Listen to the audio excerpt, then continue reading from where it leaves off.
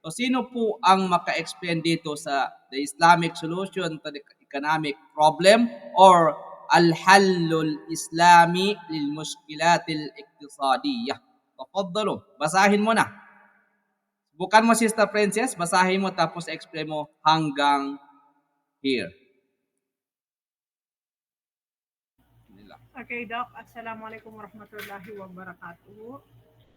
Good evening and good afternoon to everyone. The Islamic solution to the economic problem. Islam addresses the economic problem through two complementary dimensions. One is the ethical and behavioral dimension, which is by promoting work, productivity, moderation, and prohibiting extravagance, israf, and waste, tabdir. And the other one is the practical and developmental dimension by encouraging investment and resource development within the framework of lawful, halal, gain and public interest, maslaha amma, economic application. Islam forbids laziness and dependence, which within widen the gap between resources and human needs, and instead promotes diligent labor and entrepreneurship to mitigate the severity of the economic problem. Some basic economic concept Sister, is, dakika. Okay, ay sorry po. hanggang diyan dyan lang. Okay, bismillah, try Okay mo. po. I-try mo. Okay. I-explain. Um, Barakallahu fik. as per what I have read, ang naiintindihan ko po about the Islamic solution to the economic problem, we have two complementary dimensions. We have the ethical behavior dimension and the practical and development dimension.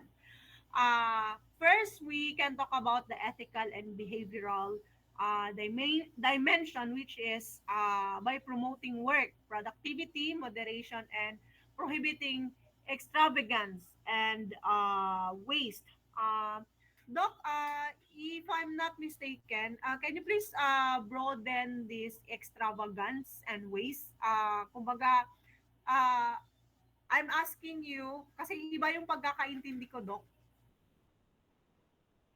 Okay, okay. For me, this behavioral dimension concept, ang pagkakaintindi ko po is uh, pagpo-promote pagpo-promote ng ibang paglalaanan ng attention para hindi ma-waste yung time.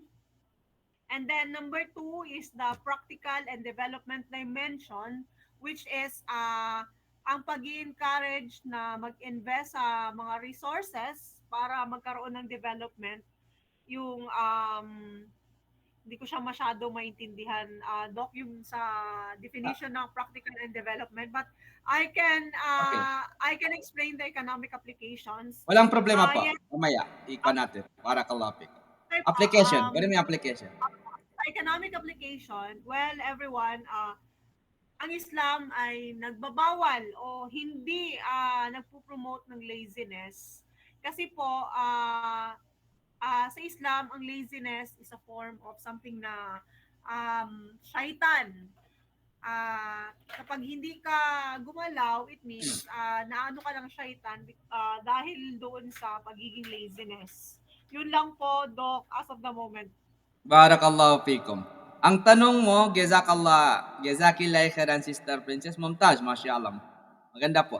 Extravagant, prohibiting extravagance or israf. So, di ba po, israf, for example, mamaya, kunin natin mamaya, konti. Okay. For example, yung extravagance, yung nag-i-israf ka, nagsasayang ka. No? For example, marami ka ng pera, no? Yung mga pera mo gusto, marami kang bibilhin na gusto mo sa iyong buhay, no? Pero wala naman para pan lang sa iyo 'yon, no? Pero may sobra, may mga may alahas, alam mo niyo yung alahas na $30 million? Meron bang alahas na $30 million? Yes po, meron. Meron. Sa Aha, mga parang Bulgari. Opo. So, pag In kwan, short, hindi, pag, ano yun, contentment ba? opo, Extravagance. opo, extravagance, israf, pagsasayang. Kukunin natin mamaya, may kwan diyan, ano yung dali sa Quran? Yung israf, yung nagsasayang ay kapatid ni Shaitan. Sino makapagsabi sa Quran? Aya-aya sa Quran? Tafaddalu. Aha. Tapos yung ganun din yung ano yan? Tabdir, yung west. Pareho din sila. Medyo ano yan? Kung lugatan, linguistic, pareho sila ng meaning. Barakallahu fikum. Okay, kunin natin mamaya. Sino pa makapagsabi? Barakallahu fikum. Sino pa? Tafaddal, Sister Lina. Assalamualaikum warahmatullahi wabarakatuh po. Yung sa ethical and behavioral dimension po, ito po yung pagpapalaganap ng trabaho at pagsisikap at pagdigil sa extravagance at yung sa waste. Yung nagtuturo sa atin ng ihtidal, maging moderate sa paggastos para magkaroon ng sustainable economic sa Islam po. Barakallahu fikum. Jazakumullah khairan. Okay. Sa paglang linguistic, Mumtaz, Sister Lina. No? Sa linguistic, yung israf ay yung labis, labis, no? Iwasan ang labis na pagkonsumo or konsumo. No, marami kang bibilhin, wala naman, wala naman. Okay, pag-aaksaya, yung tabdir, no? Okay, inshallah may kwan yan. Barakallahu fikum. Yan po ang pagkakaiba nila. Nagsasayang. So wag prohibiting. Ano pa ibang example natin? Kung kumakain tayo, ang kwan na, malapit na, kung kumakain tayo ng kanin, tapos kumuha tayo ng kanin na mas maraming kanin ang kinuha natin, pero hindi natin naubos, ay extravagance na ang tawag doon. Israf na yun. Kapag Sister Fatima, Assalamualaikum warahmatullahi wabarakatuh. Siguro best example ng extravagance is yung ongoing problem ngayon sa flood control. Diba yung one family is having Opo. that much of cars, 20 cars or more. So may extravagance doon because wasteful na ba? Excessive spending na hindi naman kailangan. Opo. Yun po. Opo. Parang dapat merong prohibition na sa limited lang ba expenses, hindi talagang wasteful. Opo. That's all. Jazakillah khairan, Sister Fatima. Mumtaz. No, kagaya noon, yung iwasan ng nakakuha ng mga flood control ng labis na konsumo sa sasakyan.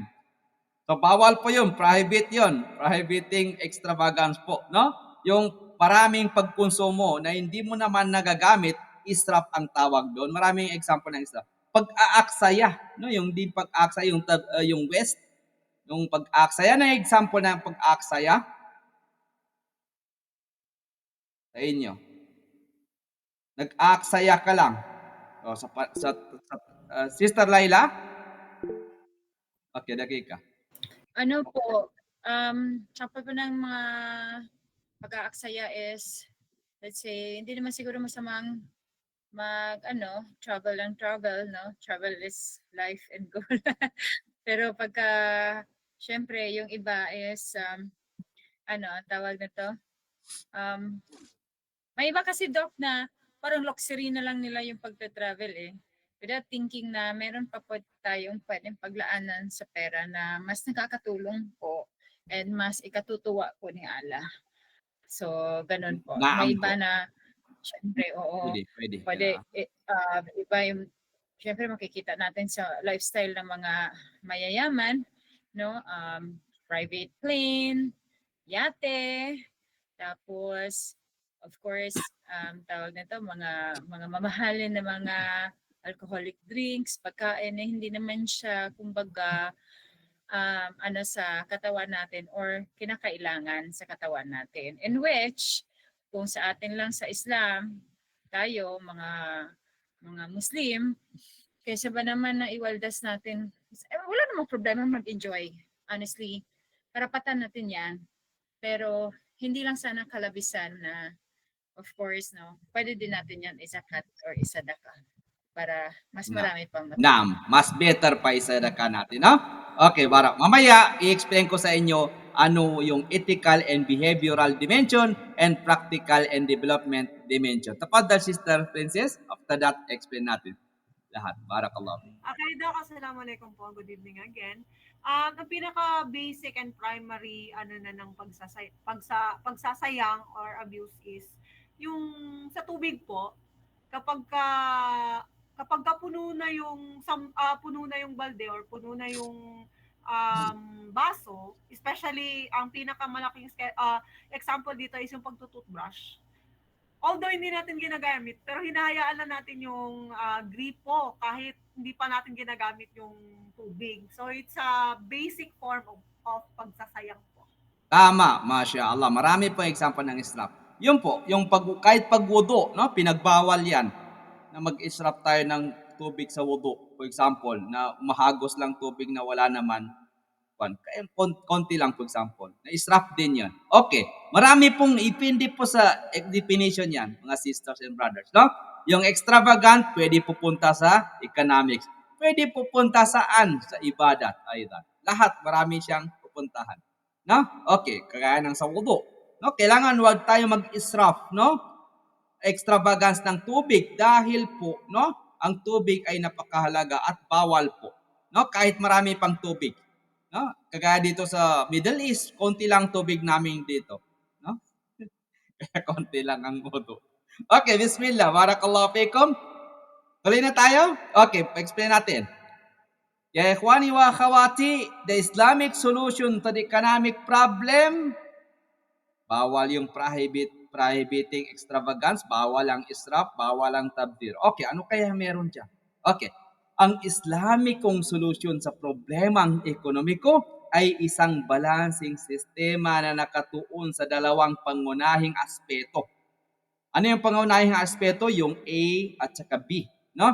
Yung ang moral at asal, no? Ethical and behavioral dimension. Ethical, behavioral aspect at ang practical na pangkaunlaran aspeto, yung practical development aspect or practical and developmental dimension. So unahin natin ang una, no?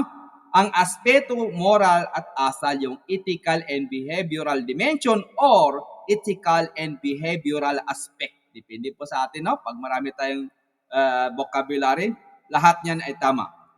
Sa Islam, ya ikhwani wa akhawati, hindi kakulangan ng yaman, kundi maling pag-uugali ng tao sa paggamit nito, no? Yung sinabi niyo kanina, sabi si Sister Princess, daming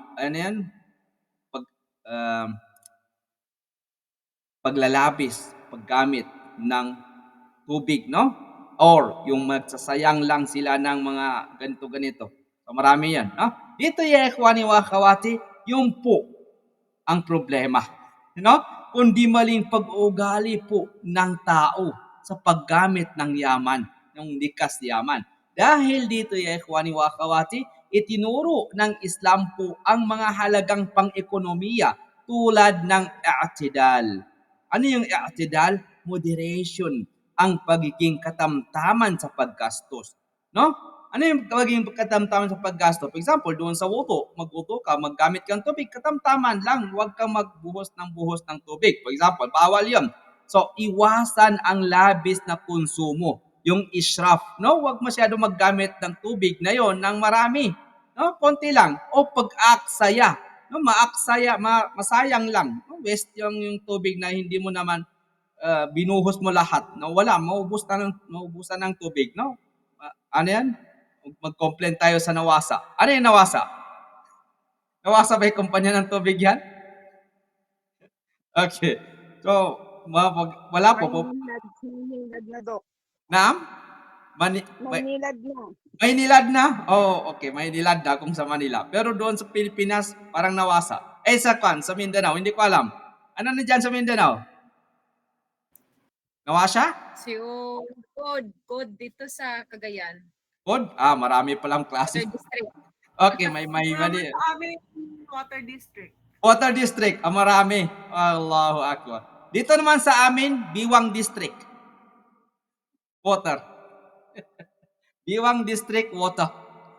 Barakallahu fikum. Biro lang ya, ikhwani wa akhawati. Ya ikhwani wa akhawati, bima'na ang Islam po ay tinuruan tayo, no? Ng pagiging katamtaman sa paggastos, yung i'tidal, moderation, no? Marami na doc may nasawasa.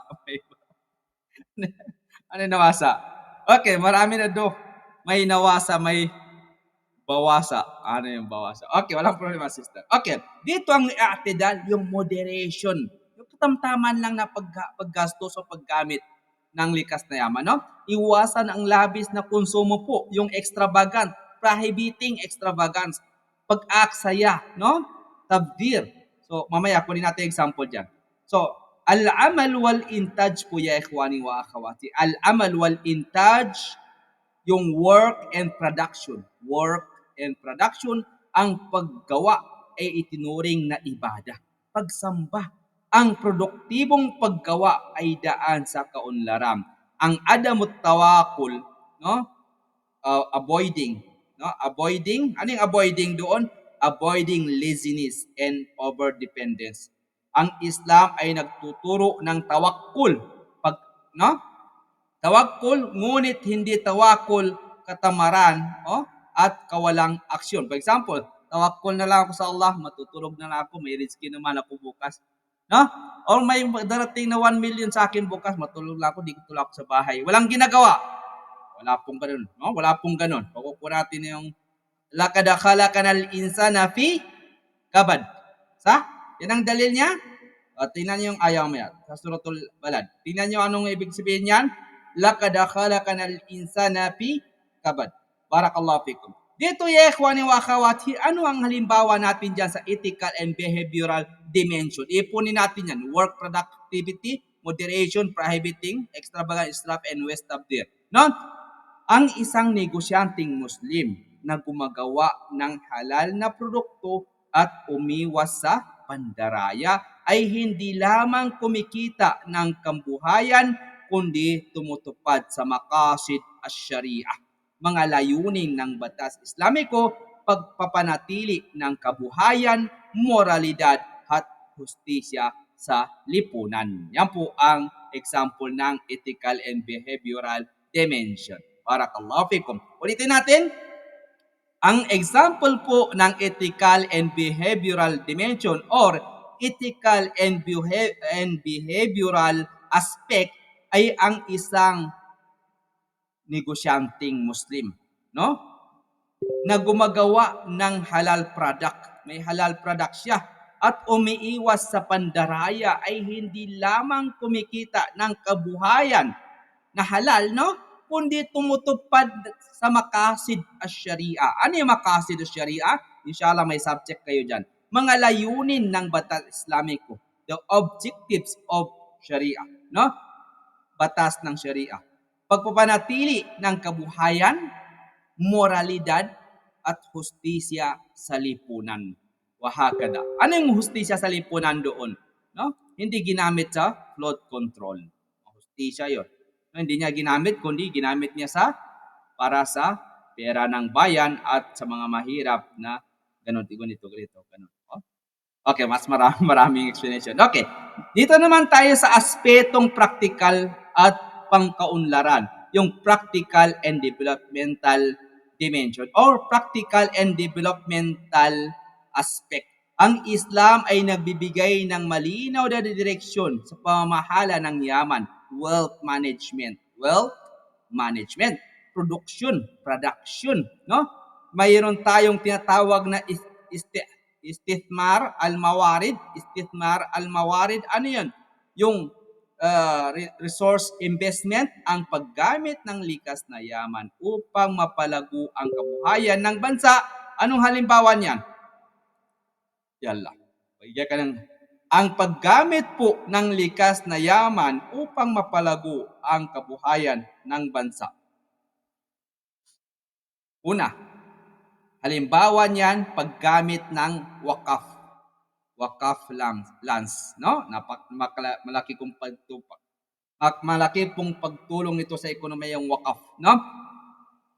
Ang wakaf, ang paggamit ng mga wakaf lands para sa agrikultura at edukasyon.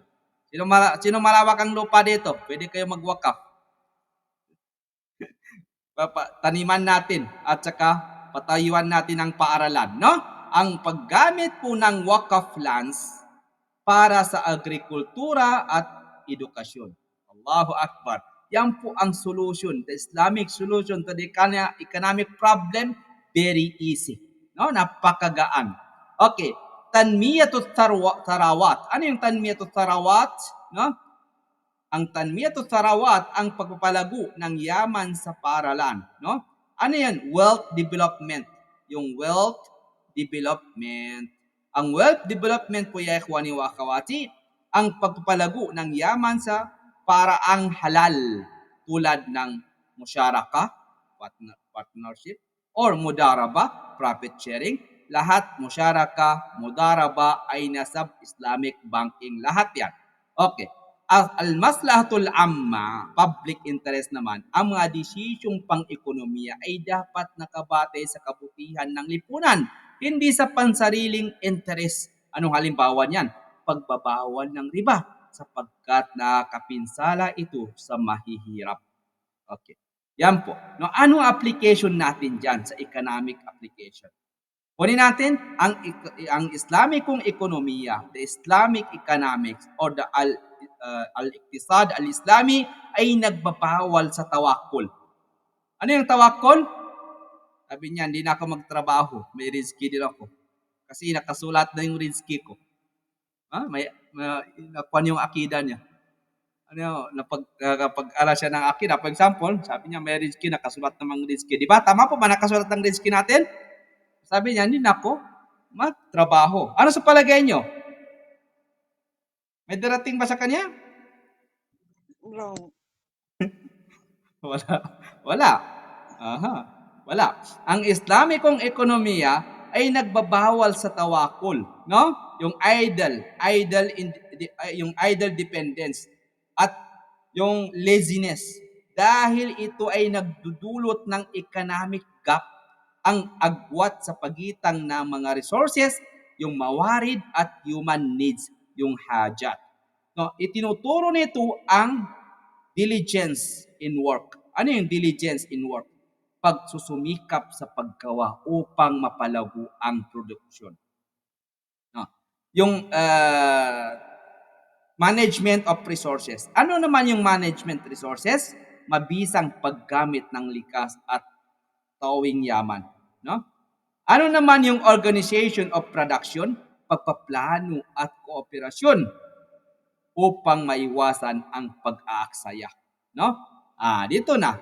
No? Pagpaplano at kooperasyon upang maiwasan ang pag-aaksaya. Bakit kailangan natin ng organization of production? Bawal po yung pag-aaksaya, yung tabdir, or yung, ano yung kanina? Waste. So bakit? Bakit kung wala tayong organization of production, ano mangyayari? Magagaya po ng flood control. Tama po ba, Sister Fatima? Yes po. So pag-aaksaya na yon, no? Pag-aaksaya na yon. So para maiwasan po natin ang pag-aaksaya, ay kailangan natin po ang organization of production. Organization of production. Pagpaplano at kooperasyon upang maiwasan ang waste, ang pag-aaksaya. Anong halimbawa niyan? Ang Islamic Microfinance Institution ay nagbibigay ng puhunan. May puhunan kayo. Kunin niyo mamaya. Kontakin niyo ako. Kasi may Islamic Microfinance tayo. Ang Islamic Microfinance po, no, subject ng mga Sharia Economic Law. Ang Islamic Microfinance institutions ay nagbibigay po sila ng puhunan. Ano yung puhunan tinatawag? Yan po yung tinatawag nila sa Islamic banking, no? Sa terminolohiya ng iqtisad o Islamic banking, Masariful Islamiyah, ay ang Qard Hasan. Narinig din yung Qardul Hasan? Sister Princess, narinig mo na? Islamic Economics, Qardul Hasan. Lahat kayo. Sino nakarinig ng Qardul Hasan? Wala pa po. Wala pa. Puhunan yan. Puhunan. Okay. Okay. Okay. For example, ang Qardul Hasan pwede po yung bangko walang interest. Umiram ka ng pera sa bangko para ipuhunan mo. For example, walang interest. Qardul Hasan yan. For example, sa tao by tao, no? Sabi ni Sister Fatima, Sister Princess, dahil po meron na pong microfinance institution, Islamic microfinance institution, mayroon po akong tinatawag na puhunan or yung Qard Hasan, no? Qardul Hasan, kunin mo ang 1,000,000 at inegosyo mo. Inegosyo mo. Pero ang si Sister Fatima, parang pinahiram lang sa iyo na walang mukabil, na walang interest, no? After 1,000,000, sabi ni Sister Fatima, after one year, ay balik mo sa akin yung 1,000,000 ko. So ikaw, nagpunan ka na, tapos gumawa ka ng hardware mo, Masya Allah. Anong pangalan ng hardware mo, Sister Princess? No? Ang pangalan ng hardware mo ay Hasan. Hasan. Kasi Qardul Hasan. Okay. Ibig sabihin, nung ibinalik mo, naging nakapuhunan ka na, may pera ka na, ibinalik mo yon. Yan po ang kagandahan ng Islamic economics. No? Ang Islamic Microfinance po Institution ay nagbibigay po ng puhunan, yung Qardul Hasan, sa maliliit na negosyanteng Muslim upang sila'y maging produktibo. No? Sabi ni Sister Fatima, ito ang 1,000,000. Bahala ka na magnegosyo. Kahit pwede mo ko bigyan o hindi, walang problema sa akin. Pero ito, wag mo na akong bigyan. Ito ay pahiram ko lang sa iyo. Puhunan mo, ibalik mo lang sa akin yung 1,000,000 ko after 3 years, for example. No? Yan po ay tinatawag na Qardul Hasan, for example. No? Ito ay konkretong paraan upang mabawasan ang kawalan ng trabaho at pangangalaga ang dignidad ng paggawa. Ano po ang solution para sa al-batala sa English or unemployment? Yalla, tafaddalu. What is the solution? What is the solution of unemployment?